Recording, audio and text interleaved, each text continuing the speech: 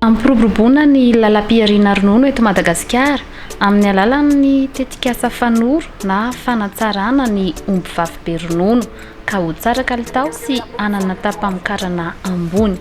Fiara-miasa eo amin'ny Ministeran'ny Fambolena sy ny Fiompiana Aronjono amin'ny alalan'ny FIFA Manor sy ny orinasa Sokole ary ny tetikasa fiariana izay amatsy vola. Paikady maro no entina amin'izany entina anatrarana ny fanamby ho amin'ny fahavitantena ara-tsakafo. Anjo natao anatin'ity dia ilay atao hoe fampitomboana ny rôle taranak'omby omby vavy be ronono zany afaka angalana ronono zany hoe fanatsarana taranak'omby zany hoe amin'ny lafiny ara-teknika zay dia misy ilay atao hoe fampanarahana enti-tanana zany na ny insémination artificielle nataontsika eto zany dia manatsara rôle taranak'omby izay efa misy amin'izao fotoana izao mba omby tena afaka manome an'izay ilay kalitao sy ilay habetsahana izay zany. Ika zany zao amin'izao fotoana izao zany dia ao anatin'ny fotoana anafatra fanampin'ity zany manafatritsika omby vavy be ronono izay ho aparitaka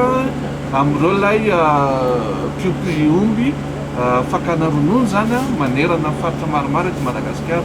Atombokitsika izao zany zay afaka volana vitsivitsy dia voavy eto Madagasikara efa mamarana ny eto antsika hoe ny procédure fipetra isan-tsokajintsika satria na ny lafiny ara-pahasalamana ho an'ireo omby ireo sy ny fandraisana azy eto amintsika mila fotoana kely manomana an'izay.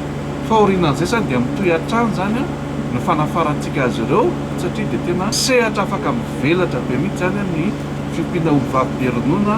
Ny orinasa mpanodina koa moa maro na ny orinasa lehibe io toy ny Sokole na ny orinasa madinika maromaro any amin'ny distrika sy any amin'ny commune rehetra any. Izany hoe tena lalam-piariana manana ny maha-izy azy sy no aviny zany lalam-piariana ronono amin'ny faritra maro eto Madagasikara. Zava-dehibe ny fanatsarana ny kalitaon'ny ronono mba ampiakarana ny tahan'ny fantsifana izay hita fa mbola ambany ankehitriny. Omby vavy miisa 3 no anaovana fampanarahana enti-tanana ho fanatsarana ny taranaky ny omby. 4 tapitrisa litatra ny vokatra andrasana ka ny tetikasa no anampy vokatra 3 tapitrisa litatra ao anatin'ny 3 taona. Ny ahafahana manantanteraka izany ao anatin'izao tetikasa izao dia ny fanofanana zany na fametrahana indray an'ireo mpampanaraka enti-tanana izay nampiana 12 amin'ireo valo izay misy teto anivon'ny FIFA Manor.